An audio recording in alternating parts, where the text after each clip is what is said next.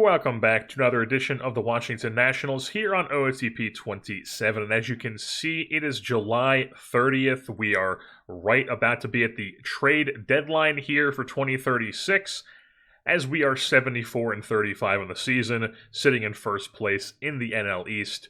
We have a 11-game lead on the New York Mets. We're 8-2 in our last 10, taking a commanding lead of this division.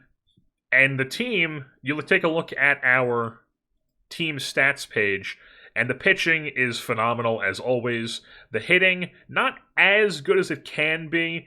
The base running's not even that great this year either. Just overall, none of these numbers are bad, but usually I would expect something, especially coming off the year we had last year, although we did lose a couple players in free agency, obviously, in Ford and Wood. But we've had some guys who are struggling this year, and I feel like it's contributing to... we also lost Brady Ebel, too, but that was an optional one to lose. And it's not like first base has been a down position for us this year. That's the position that we have too many guys in who have all been performing. And we're still scoring the fourth most runs in the National League, and they combine that with with the least amount of runs allowed. And we're just, still cooking right here in the National League and just all in Major League Baseball. But if we were to take a look at just something we could possibly do at the deadline here, I mean, right now we've got Gabby Berry starting at third base because Luis Hernandez has just been so bad this season, and it breaks my heart to see because I like Luis Hernandez a lot. He's been such a big key part of our team here, especially in the playoffs the past few seasons during their three-peat run.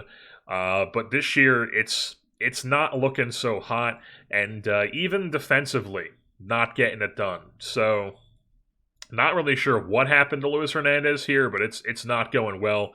Luckily, Gabby Berry is playing well for us, so he is getting the majority of time at third base right now, as every third game, Luis Hernandez will be playing there. And then because we have the DH and first base spot, we've got Fonseca and Barrera just alternating games at first base because they're both very good, and they both provide key parts to our team here. But for now, we're going to keep rocking that. And Frank Diaz is in AAA. And then next year, obviously, one of them will end up being on the team as Jerry Harris leaves. But for now, that's a future problem. For now, we've got this log jam we got to deal with. And I just don't really see anywhere we could potentially... I mean, I guess Josh DeCastillo is the center fielder who's been horrible. I mean, he's been really, really good defensively, but I mean, he's just been completely unplayable at the plate, unfortunately. And he's our best option in center field, so like, maybe if there's a center field option out there, we could potentially be like, hey man, we'll pick up like a rental center fielder, or maybe even like a long-term center fielder, because it's not like I'm like super attached to Josh DeCastillo as the long-term center fielder, even though it would be cool for him to be 6'8" in center field for us for a long term. But, I mean, his bat is just... it's probably never going to be able to hold up in the big leagues to be, like, a legit hitter for us. So, definitely something I'm open to acquiring as a center fielder. But as far as, like, anything else, like, I don't want to move off of Hernandez, and... even if we did that, we would have to take him off the roster. I just don't really want to do that. So, like, I'm fine with him continuing to be a backup infielder for us right now and maybe potentially reclaiming his third base spot if he heats up towards the end of the season. And I just don't really see any other spots we could potentially truly upgrade in the lineup other than center field. Because even if somebody gets hurt somewhere, like... our depth guys are guys that I'm totally fine with playing there, who would probably even be better than guys we could easily get off the deadline. You know, somebody like Alex Trujillo, who unfortunately cannot actually play center field. He's definitely just a corner outfielder, but, still very good player who could potentially be an outfielder that gets called up when we need somebody to get called up. Tulio Pagaretti, who we picked up in the offseason, also... same deal. Another guy who can't really play center field, but he's definitely still an option to be a guy who gets called up at some point if we need depth at the position. And then as far as the pitching side goes, I mean, we already have to make so many crunch decisions here on guys in our bullpen and rotation here that we have guys that should be in the major leagues in AAA because we just have so much depth. And I just don't really see somewhere where we could potentially upgrade here.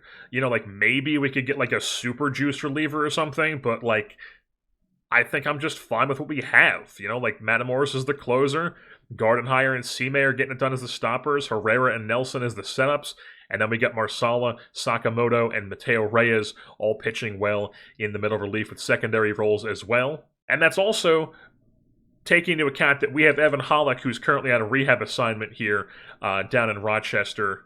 As you can see, just absolutely blowing away the competition down there. He has 6 days left on that, so he'll come back, probably replace Sakamoto, just because he's probably the most expendable guy right now, who we can call up and down. We have Josh Merlini in AAA simply because he's barely pitched this season because he's been hurt so much, and he's missed a bunch of time, and he's just the odd man out right now. He's got options. We have roster spots that we need to crunch, and Merlini's just the odd man out. So, like, he should be in the big leagues, but we don't have room for him. So it's not like we can go out and acquire another reliever and then make another spot open up, because we don't really have the luxury to do that. Now, one thing we could potentially do is go and get a starter and then maybe get Isaac Leone off the roster. You can see here we've got him as a follower right now with Sakamoto actually opening for him. I might end up having Hollick open for him once he comes back from his injury. But Leone in the rotation was not too hot. But here in the bullpen, I think only one of these is an open, or as a follower. I think the other 5 are just pure relief appearances, but I figured, you know, he's dominating in the bullpen, might as well try to get him some follower appearances since he's flourishing in that role at the moment, and as a true starter was not really getting it done, so I figured why not give him a chance to do that. But, you know, if there's a starter out there, maybe, but, like, we already have 5 starters in front of him that I'm like, these guys would be totally fine starting a playoff game. You know, Hardcastle, Hurtado, Jerry Harris pitching well this season. That's 3 right there. And then, boom, Alex Rouse. He's been fantastic. So that's 4. Kleeman's probably going to end up in the bullpen. Leone, if we acquire somebody else, is going to end up in the bullpen.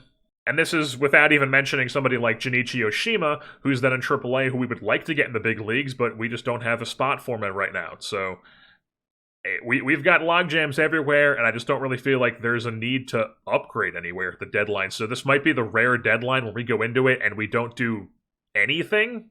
I'd even prefer somebody like Ryan Murphy here, simply because he's got that, like, Rodemaker, Kirby type control to where he could come in and be that type of guy for us with that 65 control. So I just don't really think we have a need to go out and get anybody. And then, predictably, you look at the center fielders available here in the block, and it's just a lot of guys who technically can play center field simply because they've played it at some point in their career, but, like, you don't want Connor Griffin playing every day in center field, and he's making an absolute shit ton of money here to be a not very good player anymore. So, not somebody we're looking for there.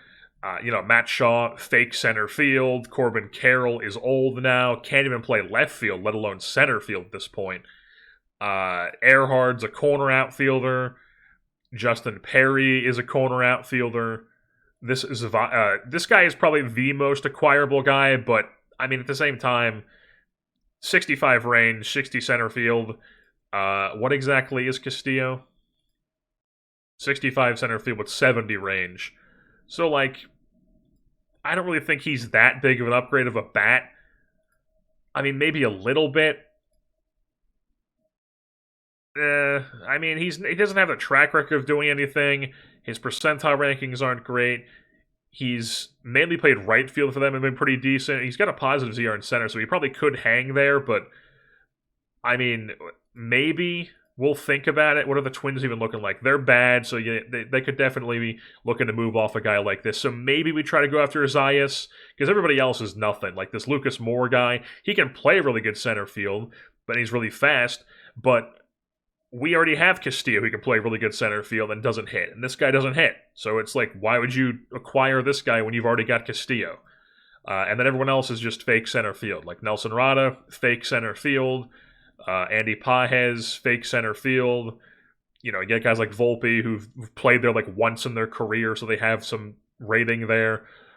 This De Los Santos guy. This is another guy who, I mean, he's actually a bit more, maybe a tad more viable than Castillo would be at the plate, but, like, he's also a Twin, too. They picked him up off waivers. Yeah, I mean, he's nothing either. So he doesn't have the pop that Castillo has. So he's nothing. We don't want that either. Luke Keeschel, fake center field, even though he plays center field in real life. Obviously, this is a different universe, and he's much older here. And also, he's not a good center fielder in real life either. Aaron Estrada, yeah, fake center field. I mean, all these guys are just fake center fielders. So there's no reason to acquire anybody except for maybe this Zayas guy. All right, so we're just doing a straight up player search here for anybody who is an outfielder with at least, this is 65 is my filter here, but I changed it to 70 for this particular purpose here. So this is all guys who have 70 outfield range. Most of them are guys you would expect to be like guys who've been around for a long time, like PCA, who's on this long-term contract and is old now. This Catalado guy is the best center fielder in the game, essentially, with this much range, and is having a down year and is also signed to a long-term deal with Philadelphia. Enrique Bradfield Jr. is out for the year with a torn UCL and has one more year on his deal here, as I guess he just suddenly has turned into an actual piece for the Mets here the past few seasons. Jackson Chourio, who's on a long-term deal, having a down year as well. I mean, these are some horrible percentile rankings. What are the Astros doing? Okay, they're 60-50. They're probably not trying to trade somebody like Chourio here. I was gonna think like maybe if they were bad, I could have talked myself into something like, oh, maybe we could try to like make them eat a good portion of this money, and then we have our center fielder for the next or couple seasons. But maybe buy low on a guy who's having this down of a year, but they're probably not looking to trade him considering they're still in the mix of the playoff race here. Like, where exactly are they? Yeah, I mean, they're in a wild card spot right now in the American League, and they're 7-3 in their last 10 here. So they're probably not going to be trying to trade Chourio. And then moving on from there, you've got guys like Trevor Condon, who's on a long-term deal with Atlanta. And he's also just another guy who doesn't hit. He's just all base running and defense, which we already have. Nate George is another guy who's like that, who's just all base running and glove. Luis Lara here is somebody who is good and looks like he could actually hang for us at the center field position and potentially be a good bat. Unfortunately, he's wrecked. So we have offered him a minor league deal. I might throw him on the roster at some point and just see how long he can stick there, but he's not going to be like the solution. So he's a guy we're going to sign and then have as like a backup, not even like a backup, but just kind of like a break glass in case of emergency sort of center fielder down in AAA. But, definitely not somebody we're looking to be center field every day considering he's wrecked. And then there's somebody like this Santana guy on the Angels who is young and only has 1 year of team control, and like they're not going to trade this guy. Like they just got him in the Rule 5 a couple of years ago, and he's a good player for them. He's also currently hurt. There's Castillo. There's that Moore guy we looked at earlier. This is an all-glove guy with St. Louis. This is the guy that we lost in the offseason in a trade with Minnesota because he had no options. We didn't think he was going to make the team, and he's also not really an option. He'd basically be Castillo in center field anyways. One thing that is possibly interesting is this Ben Arthan guy. Faki Ben Arthan, whatever you say this guy's name. Lefty. He's 25. He hasn't really touched the big leagues much. He's kind of had a cup of coffee here and there. You look at his big league numbers here. Nobody's ever really given him a true shot in the big leagues here. He's 25, only halfway to 26 at this point. And the Guardians just aren't using this guy. They're not playing him.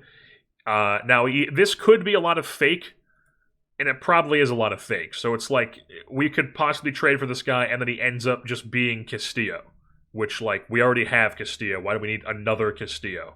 Now, he does have the holy trifecta. He has the adaptability, work ethic, and baseball IQ. He's a spark plug, so that could possibly work in his favor for being a guy who does get some pluses here, but he has already started getting a lot of minuses here to his potential ratings as well. So this is probably a lot of fake going on, and we're not looking to really acquire that. And then just looking at the other guys, there was this De Los Santos guy we looked at. He's, nothing special. This Brady Harris guy, or Brady Harris, I know who Brady Harris is. He is good in center field, but he's all glove. And then you have this Tejera guy. once again, good in center field, but all glove. So, like, this is why teams just play like bad center fielders who can't hit, but they can field, because it's hard to find guys like that. And we just don't really have an option to get that. All right, we're making the decision to not actually make any trades here at the deadline, and then we are just going to sign Luis Lara as that break glass in case of emergency center fielder, and then we are also bringing back Mike Sirota on a minor league deal. We've offered him a minor league deal. He's going to join the team, and we're going to see how he does, and he may potentially at some point come up and play center field for us. We know Mike Sirota, obviously. Just, that's basically the only reason why we're doing it with him. And then potentially as like a, maybe take a hit in some center field defense, but maybe give us some more interesting hitting option, who we are also signing to a minor league deal. It is Kane Kepley, who we have seen in the past with Chicago. He was with Chicago for a long time. Last year, split it between with the Cubs and the Dodgers. Didn't have a great season. Now here in 2036, just sitting here in free agency with a very similar profile to Dylan O'Ray, with the avoid K and the BABIP. No gap power, just like Dylan O'Ray. Now, I believe O'Ray has more BABIP than Kepley does. Only 50, so it's not even that much higher than Kane Kepley. You compare them here. The Void K is only 5 more. Like, all the hitting stuff is only 5 more for Dylan O'Ray, and they have the same eye. So, I'm interested in this. So, Kane Kepley, and now we could also end up just playing Dylan O'Ray in center field, because he's also a 65 range with 55 in center, and just kind of take a hit defensively, maybe, and have him play center.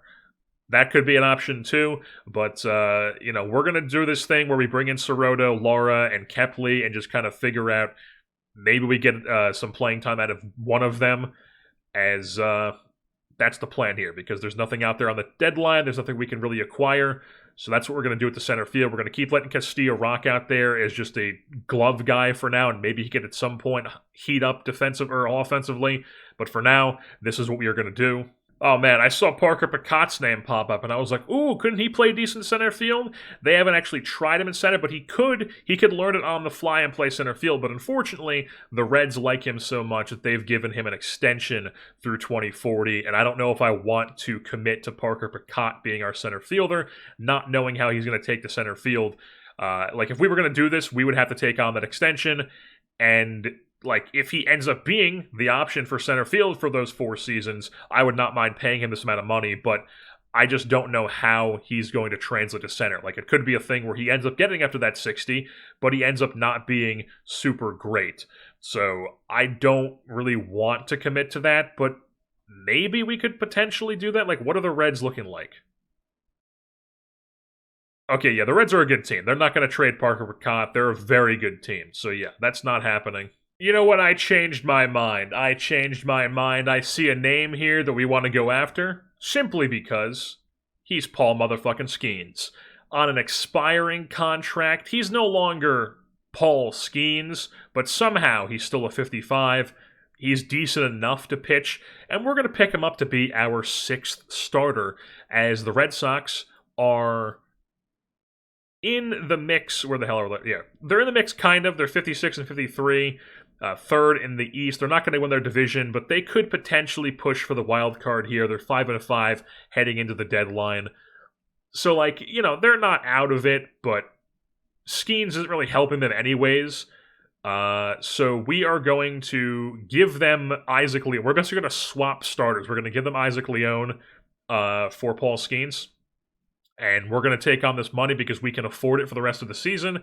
And he's going to help our ticket sales. We're going to get that money. We're going to get all that money through the roof. We need all the money now. With that extremely popular national popularity, going to help out there. And just be our 6th starter. We're not expecting him to be the Paul Skeens of old. But if we look at his numbers here, he's won multiple Cy Youngs, 2025 and 2031. But then, ever since, like, 2033 was his last good season, then 2034 got traded to Houston midseason, was not good that year, was in Houston for 2 seasons, and then this year was in Boston, I guess signed as a free agent in the offseason. He did indeed in a 1-year deal, and he signed in a 1-year deal while recovering from a ruptured UCL, so he's coming back from a UCL. He hasn't pitched like at all for them this season. We're going to give them somebody like Leone. We're going to get Paul Skeens. They have him on the block anyways. Why not? Leone could help them out, probably give them similar numbers. And if you see if we just make this work right now, we could give them somebody like Amaya here, and that would make it work. We could give them somebody like Carlos, and that would make it work. Although this guy's actually pretty decent. Who the hell is this guy? Throw him on the prospects list. My God. But also love that he's 22 with the gray mustache. That's always good. Did it say he has a screwball? A horrible screwball, but he has one. But as you can see here, just some of these names on here, it's not going to take very much to get Paul Skeens. Like, Nakamura's on this list. We could just give him straight up Nakamura. I would even be fine with doing that. But in the name of opening a spot on the 40-man roster, could we potentially just go, hey, Isaac Leone? Boom, 100% it makes it work. Isaac Leone for Paul Skeens? Absolutely. He's okay. He's had some ups and downs for us. And he's going to go pitch for Boston the rest of the season and potentially more seasons down the line. And then we are going to get Paul Skeens to be our 6th starter. We're not expecting him to be the Paul Skeens of old, but he's going to come up and help our ticket sales and just be Paul Skeens. Because why the hell not? Why not trade for Paul Skeens? Let's do it, lock it in, and that is going to be our one trade we make here at the deadline. Alrighty, folks, it is August 15th. We are just absolutely rolling through the season right now. 85 wins, and it's not even September yet. And Jerry Harris just sent us an email being like, hey, I'd like to extend my contract here. So just out of curiosity, what he wants now, I go, okay, let's take a look at this. How about $140 million for a single season? It ain't happening. It ain't happening. This is probably because he's finally, now at almost age 30, putting together a good pitching and hitting season. He's got 12 starts, and he's been phenomenal on the mound. Look at these percentile rankings. He's never had percentile rankings like this. I guess 2034 he was pretty decent. But for the most part, the pitching has just never been there for him. In 2029, I guess it was. 2028, that was A-ball. And this is AAA, never mind. So yeah, the pitching has just never been there for him. And then this year, all of a sudden, as he's about to hit free agency, he's like, "Oh, yeah, actually, my pitching is going to be elite this season to go with my elite bat, and I'm going to be getting paid $100 million plus per year." He might honestly break the game because, like, if I'm not going to give him that contract, there's no way that there's a single AI-run team that is even capable of offering the money that he wants. So he's probably just going to sit in free agency and then just rot. And then it's going to be spring training, and he's probably going to have no team, and then I might be able to bring him back on, like, some ridiculously cheap deal because no one's offering him anything. That's honestly my prediction for what's going to happen at this point with him. Because there's just no way there's any AI team that's going to be able to afford what he's offering, or what he's asking for. Folks, I just want to do a little bit of a check-in here as we hit September. We haven't even done our September call-ups yet, our 2 extra players. We have 95 wins, and we still have all these September games left. We may be in for a generational run here in the 2036 season. This is insane.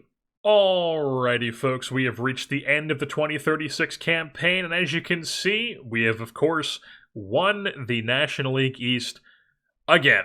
107 wins. We did not quite do our topping 110. We had gone from 107 to 108 to 110, and then even though we had, 95 heading into the month of September, bit of a sloppy month of September, didn't have the best month, so we only end up with 107. I mean, geez, only 107 wins. What a ridiculous number, as that is now 4 straight seasons of 100-plus wins here for the Washington Nationals, as we are going for a 4th World Series in a row.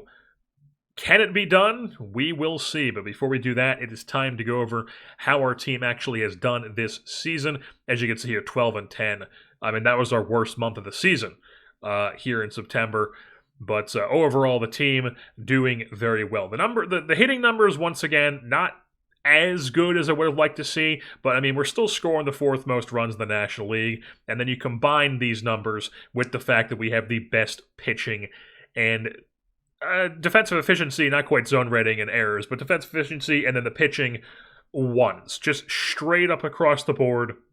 Ones, earned run average, ERA, starters for the bullpen, the least amount of runs allowed, the WAR, the hits allowed, opponent's average, BABIP, home runs allowed, base on balls, and then defensive efficiency is all best in the National League, and then the strikeouts tied for 2nd. So just an incredible pitching staff here on the Washington Nationals, and then we will take a look at this pitching staff that a few guys have already been removed because it's already setting the playoff rosters. But sorting by innings pitched here, Dax Hardcastle leads the way with 175 and 2/3 innings with a 3.4 WAR, and then just a really all-around good season for him. He continues to be steady Eddie at the starting pitching spot for us as our big-time control man. He's still not even 30 years old. He will be 30 next season, former 12th round pick for us, and we still have him for only one more year, actually. So not actually as long as we thought we did,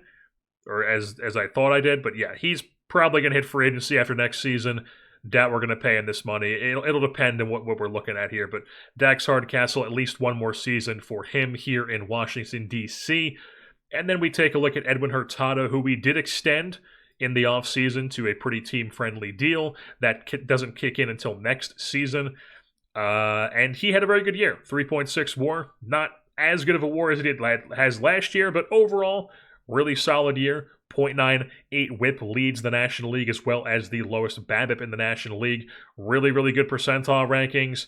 He did struggle a little bit down the stretch here in September. I guess July he didn't have the greatest month, but September, the FIP was really good. The ERA, not so much here. But overall, just an incredible year for Edwin Hurtado here in his first year here with the Nationals. And then Alex Rouse put together a 3-win season as well. He was really good for us. That's his best WAR of his career, and he is slated to make $14.2 million in arbitration next season. We'll probably give him that and then let him walk into free agency. After that, we'll have to depend. It'll depend on what he wants. Like right now, if I just go like this, maybe we might think about giving him something. Well, that's an off-season thing to tackle at that point. But for now, we're just appreciating how good of a pitcher Alex Rouse has been this season. As you can see by these numbers, the pitching run value, the fastball specifically, I mean, that's all he throws. He does not have breaking stuff. He has a fastball, sinker, and a cutter. He is the 3 fastball man. And then we have Eric Kleeman, who also put together a 3-win season here on the Hill with 30 starts for us. A really good year. ERA, a little bit below league average here, 4.23, but the FIP, really good once again. Another guy, just all these guys we have with the big control. We love control, especially with the starters. And Eric Kleeman, who is on just a hilariously team-friendly deal through his age 30 season here. If he continues to put up numbers like this, it's going to be an absolute rip-off for the value he provides us, as he is a very good pitcher. And I mean, that's basically our playoff rotation right there. Or we haven't talked about Jerry Harris. That's 5 guys. So we don't even. One of those guys is going to have to go to the bullpen because Jerry Harris actually put together a good season in the rotation. 16 starts with a 2.8 wins above replacement, 2.49 ERA plus, and a 69 FIP minus. That's a sub-2 ERA. Also, if we look at his counting stats here on the homepage, did not lose a single game the whole season. 8-0 on the year. Counting wins wise, not my thing, but worth noting when he has no losses. As Jerry Harris, like I said, put together a really good pitching season and a really good hitting season with a 132 WRC plus, 30 doubles, and 21 home runs. As he didn't walk more than he was striking at, but still a very respectable walk percentage and strikeout percentage. And then just overall hitting season for Jerry Harris as he continues to be absolutely insane. Has his number gone up? It has indeed, up to I think this was only 140. I think it's 150 now. I think that's what this is. I'm not really sure, but yeah, he wants a shit ton of money. Obviously, we're not giving that to him. But taking a look at our other starter here, Paul Skeens came over at the deadline, put together an 8 starts here for the Nationals, and was very good in those 8 starts. So Paul Skeens, probably going to be in our bullpen here in the postseason. Hopefully we get him a ring, his first in his career. He does not have a ring. He has won Cy Young twice, but he has not had a World Series ring. So we're going to see if we can get Paul Skeens a World Series ring. I doubt he's going to be in the rotation for us, but he could definitely be a potential bullpen guy. He might not even be a bullpen guy, honestly, because we just have so many good pitchers. We'll have to see how things shake out. As far as the rest of the guys that are at least displayed here right now, there are some guys that we will go over who are not currently on this page. Ben Gardenhire pitched the most innings out of all of them, 96.2 innings pitched with a 1.14 ERA plus and an 87 FIP minus. Another solid year for Gardenhire. Got a decent amount of starts. Wasn't the full-time closer like he was previously, but he got way more innings pitched than he was getting in San Francisco, and he was quite good for us. 20 saves, 10 holds, 33 shutdowns. We will take that absolutely. And then we have Jake Marsala, ended up pitching 94 innings in a bulk role in our bullpen, and he was really, really good as a flame-throwing lefty here. You can see the run value, the fastball run value specifically. I mean, he just goes out there and he is the ideal lefty. He throws absolute gas. It's nasty. He has no idea where it's going, but it does not matter because it's just a funky lefty. I'd have to imagine he's got a funky arm slot too. I mean, it's only 3/4, but you can imagine it's weird in real life. At least that's what I'm envisioning as the ideal lefty. Fastball slider. He's got that Chris Sale sort of repertoire. And then hold runners, 80 grade. Sack bunt, 80 grade. He's feeling this position. He's keeping those runners where they need to be. I mean, Jake Marsala, what a lefty to have on our team here. Potentially even a guy who could start for us, but we just have so many good players that he's not in the rotation for us. But, maybe he ends up there next year. We'll have to see. But for now, he is just a super bulk guy in the bullpen for us. And then we have Jay Nelson, who put together a good campaign as well. He's continued to develop into this absolutely absurd pitcher. His elite fastball, insane stuff, insane movement. Still has no idea where it's going, but it doesn't matter because he's still effective nonetheless. And we move things on to Bobby Matamoros, arguably my favorite pitcher, favorite reliever for sure. Him and Luis Carmona from the Raleigh Oaks save are like 1A, 1B. I don't know which one is 1A, which one is 1B. I don't know. But maybe Carmona, because I believe Carmona was a higher stamina guy and he was a stopper. Matamoros is only a closer, but still, I mean, absurd player. Look at these fucking percentile rankings. Look at these ratings. Look at the numbers. He finished with a .38 ERA and a 2.19 FIP. That is a 10.99 ERA plus and a 52 FIP minus, 24 K minus walk. I mean, he struck out 42.3% of guys last season. He's had a 40-plus K percentage multiple times in his career. Not quite this season, but still very, very good. 30 saves, 27 shutdowns. I mean, the elite of the elite. Bobby freaking Matamoros here. We got to get a screenshot of this, absolutely. And, I mean, just what can you say? Curveball cutter, incredible player. Bobby Matamoros forever. And then Wellington Herrera, unfortunately, not his best season for us as a lefty in our pen. He might even lose that setup job heading into the postseason, and Marsala might end up in that role. But we'll see. We'll probably be using Marsala more than Herrera in the postseason. But like I said, we will shake this out as we actually build the postseason roster here. And then we have Evan Hollick, who only pitched 16 in the third innings for us, but was very good in those 16 in the third innings, because unfortunately he just had a bunch of injuries. Sore thumb right away, back tightness,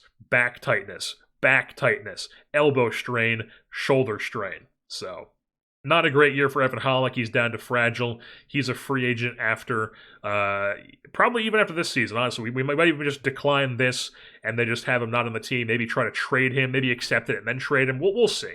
But once again, another thing we'll tackle in the offseason. But for now, he is a part of our team. And then we have Josh Merlini, another guy coming off injury. Missed a decent amount of time this year, ended up in AAA. decent amount because we just didn't have enough room for him, but did end the season in the bullpen here and was very good in his limited time, 10 and a third in the big leagues. He ended up getting called up towards the end of the season because, as you can see here, Mateo Reyes unfortunately tore his UCL right at the end of the season here, literally just 8 days ago on the 20th of September. He's out for 14 months, so he's going to miss a good chunk. He's going to miss all next season. Mateo Reyes, he missed last year, a good chunk of last year with an arthritic elbow, and now he's torn his UCL. So I don't think Mateo Reyes is long for this universe, unfortunately. Luckily, we have him extended to this deal that isn't super, super expensive. It's extremely team-friendly, so he's going to miss all of 2037. We'll come back for 2038 at only $3 million. Maybe he's okay. Maybe he's good. We'll have to see. But we're probably not going to be accepting this option for his free agency season at $7.5 million. We'll have to see. But that's just probably what's going to happen with him. And then you can also see here that Dave Flores has a strained PCL. He missed the last couple weeks of the season here. He should be ready to go. Only 1 to 2 weeks here, actually. So he might not be ready to go for the first game of the postseason. We will have to see. But really good year for him. We'll just talk about him real quick. 3 WAR season, 144 WRC plus. Not a huge home run total, but those are going to come up there because he only played 73 games this year at that catcher position because he was splitting a lot of time with Jimenez. But overall, really, really good player. As he plays more, as he solidifies himself, he is solidified as the catcher now, but as he plays more games, as he gets more accustomed to the big leagues, this home run number is going to shoot up into the sky. Look at these percentile rankings. Look at this power number. He's going to be insane for us. Hopefully he's able to play in the opening round in the playoffs. If not, we'll be rocking Jimenez and Caballero. You can also see here that Luis Lara, unfortunately, did end up getting hurt. We ended up calling him up because Josh DeCastillo was just so terrible, and he has no options that we were forced to waive and DFA him. He was picked up by the Atlanta Braves. He was picked up by the Atlanta Braves off waivers, so he is no longer in our organization. We called up Luis Lara, did get a decent amount of time, held his own for the most part, but then broke his finger here way towards the end of the season. So right now, center field is Mike Sirota, but we might go with something where like Dylan O'Ray plays center field. We'll have to see. But for right now, it's Sirota who closed out the season. The other pitcher I should mention that we should talk about is Miguel Sime here. He ended up pitching 110 innings for us this season. That's back-to-back season. Or not back-to-back. He only 84 last year, but he has had 2 seasons now of 100-plus innings. Had 27 holes, which was the most in Major League Baseball. Didn't have the greatest ERA for his second season straight, but really good FIP minus. He will be on our postseason roster. I don't know why it automatically took him off, but he will be on the postseason roster. And then there was Sakamoto, who did not pitch a ton in the big leagues, but 18 games.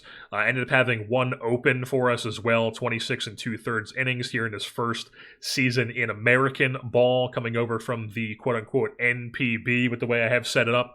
And he will be a part of our bullpen next season. He'll probably replace Herrera on our staff as a lefty. But very excited to see what he can do next season for us. But he was very good for us in limited time here in the big leagues, and he was really good in AAA as well, which is always, it's hard to dominate AAA because AAA, the run environment down there is pretty crazy. But then taking a look at our hitting side of things, sorting by wins above replacement, Luke Corsia is the star of this team now. A 5-win season for him, a 130 WRC plus, 49 doubles, somehow does not lead Major League Baseball or the National League. Last year led it with 46. This year tops his doubles total, and then somebody had more than him somehow. But overall, insane year from Luke Corsia. He's the fucking man. We've got him extended through 2043, so he's here for quite a long time. We've got him locked up. The young Australian is here to rake for us in left field. Black and Decker is his nickname. And then Wei Lee, the infield, Luke Corsia, his first season in the big leagues here, puts together a 4.4 win season with a 142 WRC plus, 23 doubles and 14 home runs. walked a decent amount, strikes out 16.4% of the time. Really, really good player. He's the infield Luke Corsia. He's got that elite speed. Stole 25 bags this year at 80% rate. And wasn't the best at second base, but, he's whatever. We'll take it. I would say that he's probably going to be around this a little bit less, a little bit more throughout the season. He's never going to be a gold glove second baseman, but he's definitely good enough to hold his own at the position. And we're excited to see what he can do for us long term because he is very, very intriguing. And only 21 years old and a guy who's probably going to get an extension this offseason. So we're going to have to do that. But for now, Wei Lee, really, really good rookie season here in the big leagues. And then Angel Feliz put together another 3.5 win season for us. Just doing his thing. He's consistently just above league average hitter, 3+ wins. This is definitely his, the last couple seasons have been not great offensively, but, good enough to where they're above league average, and he's holding his own, and he's still a very, very good shortstop. Only 5 ZR, but that 5 ZR is a 92nd percentile fielding run value, so still a very good defensive player for us, and then holding his own offensively. He's a leader. He's around for 2 more seasons for us at $22 million. Is age 30 and 31 years. Love to see it. And then we have Jerry Harris, who we already talked about, had a good season offensively and pitching. Then Dylan O'Reilly, who we picked up after like a month or whatever it was in the season. I forget exactly when we picked him up, but ends up with 116 games here, 2-win season. We were at one point having Tamariz play like every third game in right field just to see if we could get him going. But he just was not able to get it done this season. Unfortunately, we gave him that extension, figuring he would be, we gave him the extension after 2034, was it? Prior to the 2035 season. Yeah, so after his 2034 season, we were like, all right, we think this guy is going to develop pretty well. He has a good season off the bench with limited time. I'm like, all right, he's going to be unleashed as the full-time right fielder this year, and then he just proceeds to shit the bed. So unfortunately, that happened. I'm still kind of high-ish on him, so we'll see what he does next season for us. But right now, not really the right fielder at the moment. But yeah, Dylan O'Reilly probably would have had a higher WAR if he was just a full-time right fielder for the whole time rather than splitting time with Tamariz. But, did his thing. He's going to head into the playoffs for us for another season. Thought we were not going to have Dylan O'Reilly this year. Turns out we have Dylan O'Reilly. So he's here. I love Dylan O'Reilly. Wasn't he number 6? Previously? I don't know. Whatever. Who cares? I barely even looked at these numbers. But Dylan O'Reilly back with the team doing his thing. And then Gabby Berry ended up as our starting third baseman down the stretch because Luis Hernandez was so bad for us this season. And he puts together basically the exact same numbers he had as last year. Pretty similar, a little bit more starts, a little bit more plate appearances, but overall pretty similar numbers. He's got some pop. He's never going to be a super, super good bat, but he's a really, really good glove, and he's a quality player. And then Melvin Jimenez is our starting catcher right now. Didn't have his best season, but, whatever. 1.8 WAR for him. We'll take it. He's the starting catcher here if Flores can't go for the opening round of the playoffs. And then Fonseca is probably going to be the first baseman here for the playoffs because, as you can see, Barrera is negative 0.1 WAR because he's a horrible defender and wasn't actually too great. Struck out a ton. So he's going to be on the postseason roster probably, or maybe we go with Frank Diaz. But Fonseca is probably be the first baseman here heading into the postseason. And then taking a look at Caraballo, he played a little bit here in the big leagues. He's our backup catcher at the moment. Mike Sirota only got 9 games in the big leagues, was very, very good in those 9 games, so we may let him just keep being our center fielder because he's probably the best option that we have, at least defensively.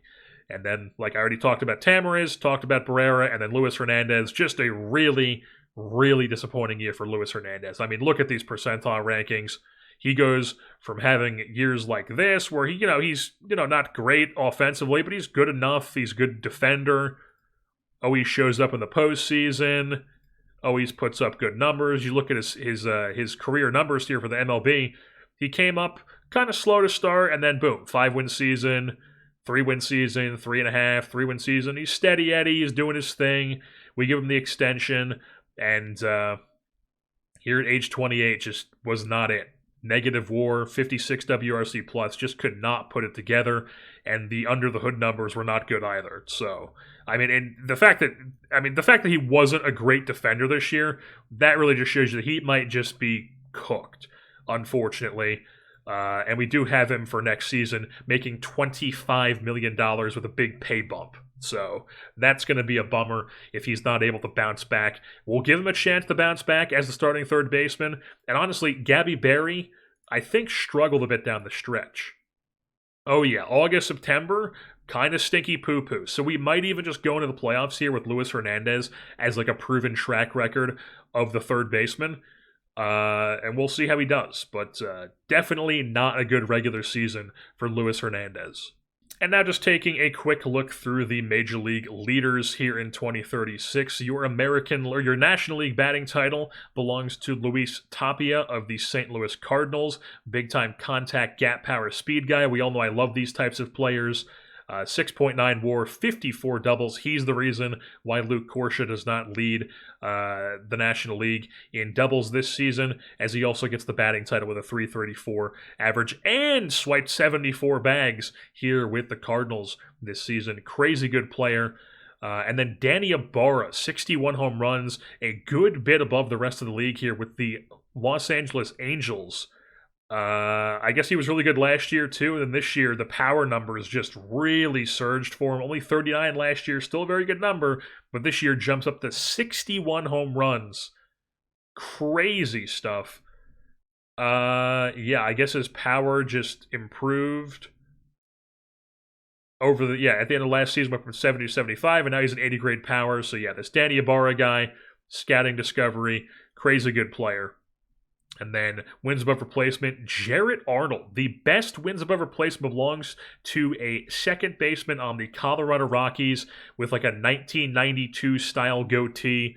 Oh, look at this amount of blue here. This guy is insane.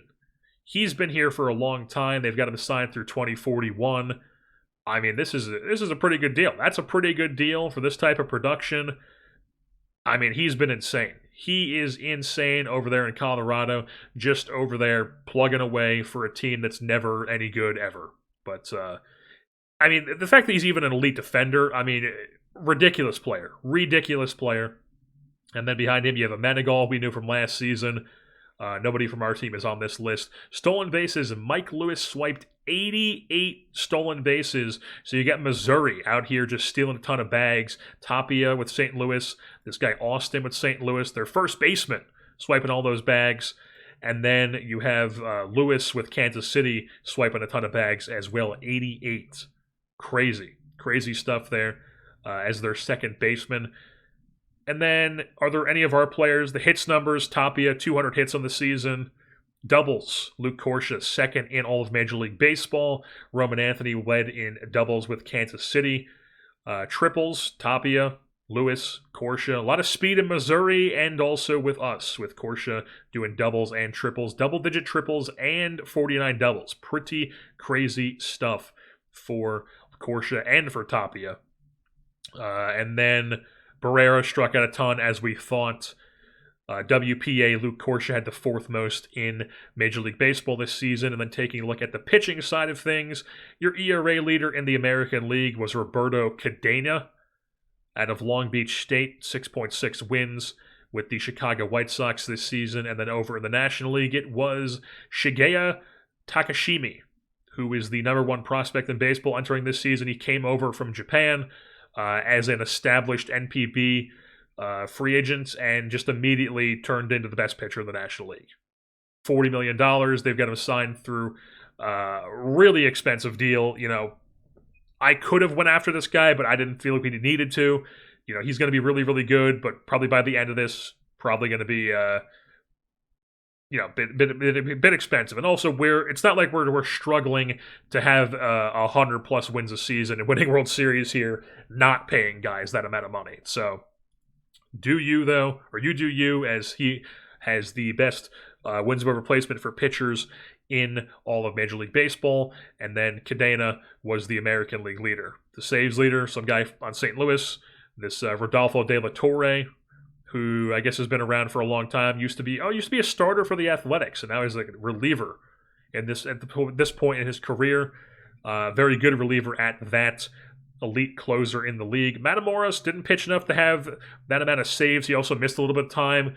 Missed a few saves there, while Gardenhire was getting some saves. And also, when you have stoppers, those guys tend to be like, oh, well, if Matamoros has the day off or whatever, or sometimes Matamoros will pitch the high leverage in the 8th or whatever, and then you get Gardenhire to close things out. But still, Matamoros. I would take Matamoros over every single one of these guys. Absolutely. Takashima also pitched 200 innings. He led in strikeouts. I mean, this guy is all over the place. Strikeouts per 9.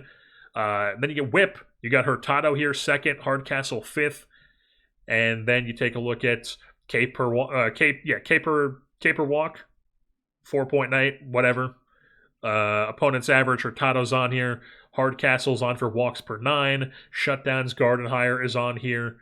I could have sworn that Sime had 37. It was holds. He has holds. He has 27 holds. That had the most in Major League Baseball. Quality starts, Dax Hardcastle's on this list. Hurtado had the best BABIP in Major League Baseball. And then taking a look at the fielding leaders here. Luis Hernandez. I mean, look at this. On the errors list, a guy who has won 2 Gold Gloves in his career at third base had some of the most errors in Major League Baseball this year. I mean, what happened? Just a weird year for Luis Hernandez. Feliz is on here for assists. Corsha didn't make an error the whole season long with a 1,000 fielding percentage. Range factor, Jimenez really good at the catcher position for us this season, as well as defensive efficiency, and then doesn't show up on any of these lists. But Von Lackey, though, finally finding himself as a starting catcher. He's been in Minnesota as like a backup for a long time, and then this year, the bat is not there for him. Where in real life, the bat is probably what you're excited about most for Von Lackey, but in this, turns himself into an elite defensive catcher here as a captain personality class, finally getting a chance to be a starting catcher here with Colorado and making it work here. And then even with that elite runners thrown out percentage, and I guess he wasn't really on the framing number, so I guess he's not as elite as I thought. But I mean, he's good enough, but then also, only a .3 WAR, so it wasn't like he really helped him that much. Definitely a disappointing career for Von Lackey here in this universe. And then you got Patrick Bailey, who is still... This is why Von Lackey wasn't actually getting enough time in Minnesota, because they've had Patrick Bailey for a long time, since 2028 here in this save. And he never is good offensively, but he's good enough when you've got the best framing numbers in Major League Baseball. He's 37 years old. Look at all these Gold Gloves. I mean, Patrick Bailey, insane. And then apparently he's a really good corner infielder, too. Weird. Did he get like a dev lab or something at some point? Yeah, outstandingly completed training to learn new position. He must have learned like third base or something that offseason and got a huge bump to his infield ratings. And then quickly taking a look at some of the streaks here in Major League Baseball this season, Luke Corsha at one point had 8 games in a row with an RBI. Marsala had 10 games in a row with getting a win. You've got some guys who still haven't lost a game here, all in front of him. You've got, apparently this guy had 57 games in a row with a save. That's crazy. That's insane. Undefeated streak, you got Jerry Harris, who's still on that streak, 18 games in a row. Cadena leading it with 20. And then you've got Dax Hardcastle, who had 9 straight quality starts. Matamoros with 26 games without giving up a run. Herrera had 23 games with that same category. Consecutive stolen bases. Corsha's on here. Sal Frelick still with the Brewers here, 36 years old. Wrecked, barely played this year, but he's got 28 straight stolen bases, which is crazy because he hasn't stolen more than 8 since 2034. So this is a record going back multiple years because he's so wrecked now that he never plays, and he steals. I mean, that is a Mickey Mouse record if I've ever seen one right there. But why does it keep resetting me back to the top here every time I go back to this page here? Yeah, so stolen bases, consecutive Ks. Marsala had 7 straight. cool. Consecutive pinch hit home runs. And then Marsala had 10 1/3 hitless innings in a row. So, out of the bullpen. That's pretty crazy. Cadena had 12. He must have thrown a no-hitter at some point. But, love to see that. As we are now preparing here for the postseason, taking a look at the playoff tree here, the Nationals and the Cardinals are your buys in the National League, while the Pirates, Reds, Mets, and Rockies are actually your wild card teams. And then over on the American League side of things, it is the White Sox and the Angels, with the Tigers, Astros, Orioles, and Blue Jays as your wild card teams.